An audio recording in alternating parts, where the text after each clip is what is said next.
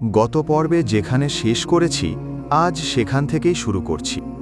জননীর স্নেহে ও দাদার আদরে এ ঘটনায় বিবি হালিমা ভীত হয়ে পড়লেন।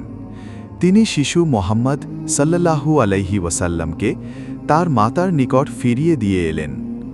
6 বছর বয়স পর্যন্ত তিনি স্বীয় মাতার স্নেহ ছায়ায় কাটালেন।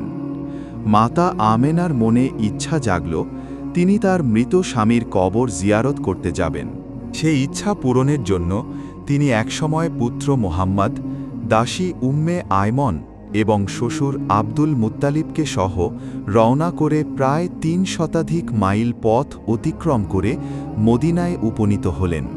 তারপর 1 মাস সেখানে থাকার পর পুনরায় মক্কার পথে যাত্রা করলেন। পথে আবওয়া নামক স্থানে এসে বিবি আমেনা গুরুতর অসুস্থ হয়ে পড়লেন। রোগ ক্রমে বৃদ্ধি পেতে লাগল। শেষ পর্যন্ত তিনি আবওয়াতেই সে রোগে মৃত্যুবরণ করলেন। বৃদ্ধ আব্দুল মুত্তালিব পৌত্রকে সঙ্গে নিয়ে মক্কায় উপনীত হলেন।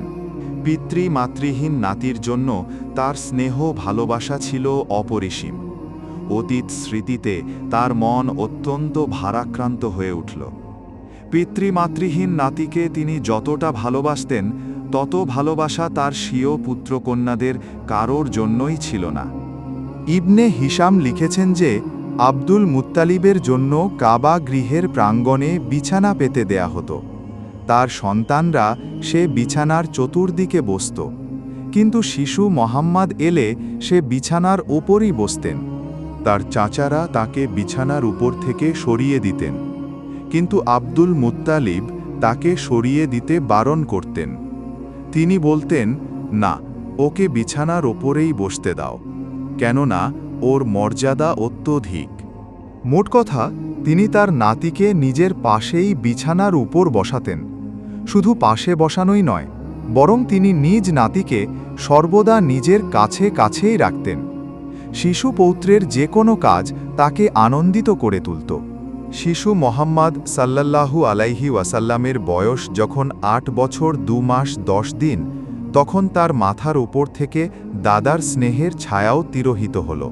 তিনিও ইন্তেকাল করলেন।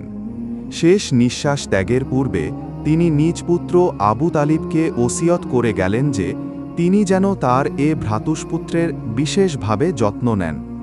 উল্লেখ্য, আবু তালিব এবং আবদুল্লাহ ছিলেন পরস্পর সহোদর ভাই। নবী করিম সাল্লাল্লাহু আলাইহি ওয়াসাল্লামের এই ঘটনার পরের অংশ জানতে ইনশাআল্লাহ সামনে পর্বে থাকুন।